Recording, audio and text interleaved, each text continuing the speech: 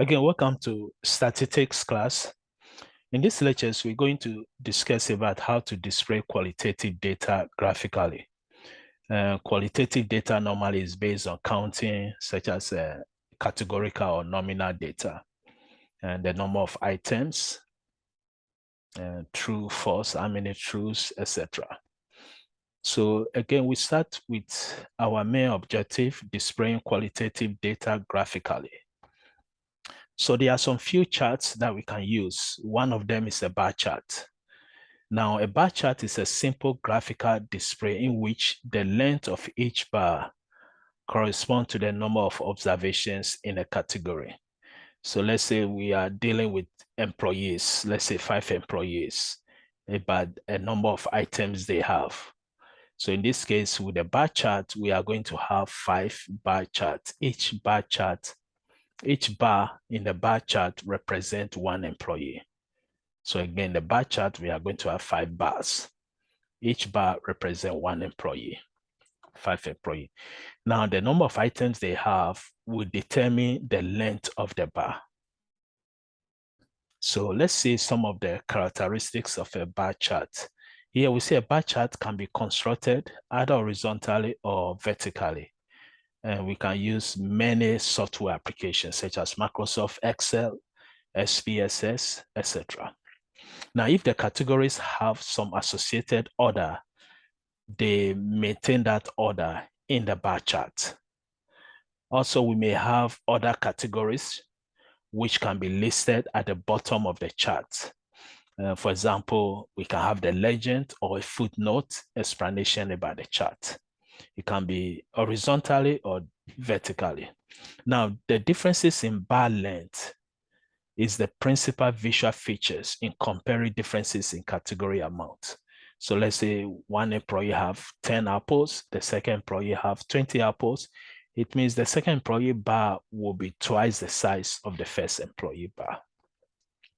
Also, the bar width should be chosen that are present visually. The bar width doesn't give us any count, and most of the bar charts, they are not together. There's always a space between. That's the difference between bar chart and historical frequency chart also. Histogram chart. So appropriate shading is up to you. Coloring of the bars is up to you. The goal is we're going to shade or have a good colors that can help present the data visually and also understand the data. Now, the spacing between the bars also can be dramatically affect the perception of the graph. So we have to choose. The length of the bar depends on the quantity of item we have for each observation. But the width of the bar is up to the person, again, constructing the graph. If there's a sufficient room on the graph, we can add the labels. We can have a title of the bar at the top, explain the axis, both horizontal and vertical axis. Also, the scales for the axis should be chosen that will most effectively allow for the desired comparisons. Now, unless we have a good reason, always the axis of the bar measure should start from 0.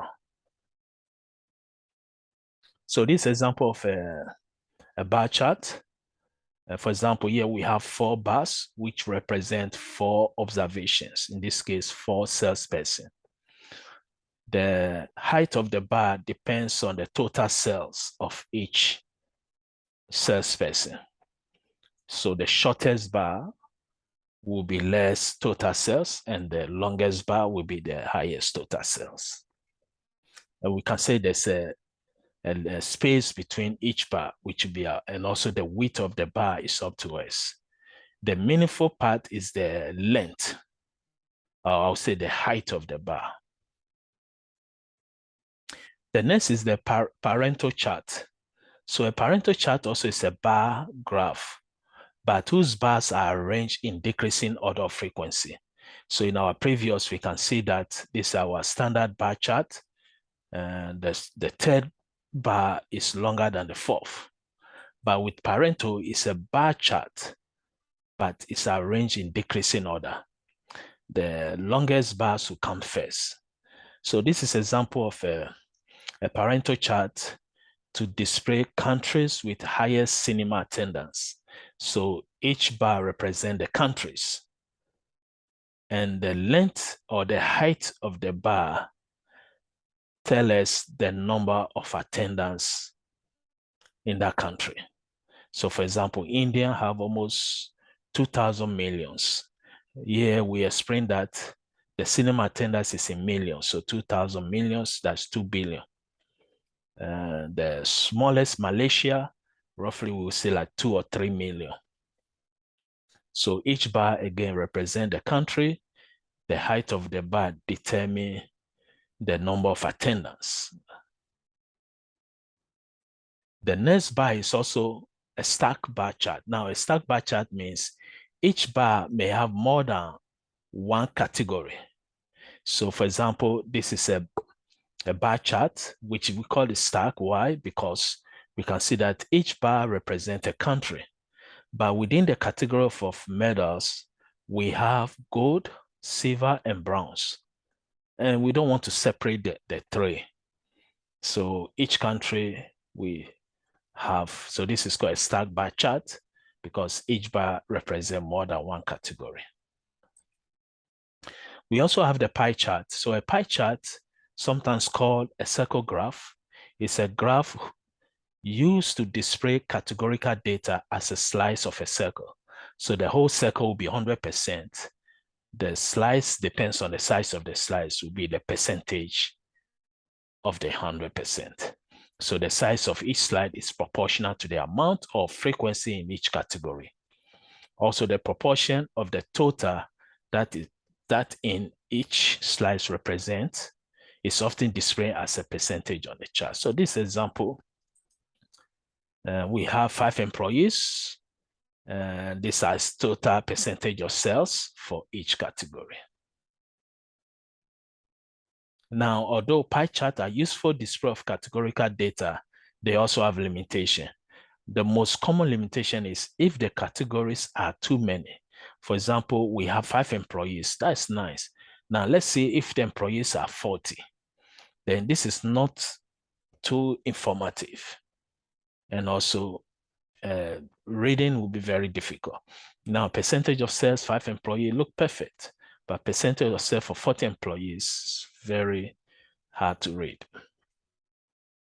So that will be the conclusion of our lectures. Again, this lecture we learn how we can display categorical data, or also called the qualitative data, in a graphical form. And most of them we use bar charts. So we saw a standard bar chart, we saw a stack bar chart, we saw Pareto, and also we can use the pie chart also. So again, wish everybody the best and thank you.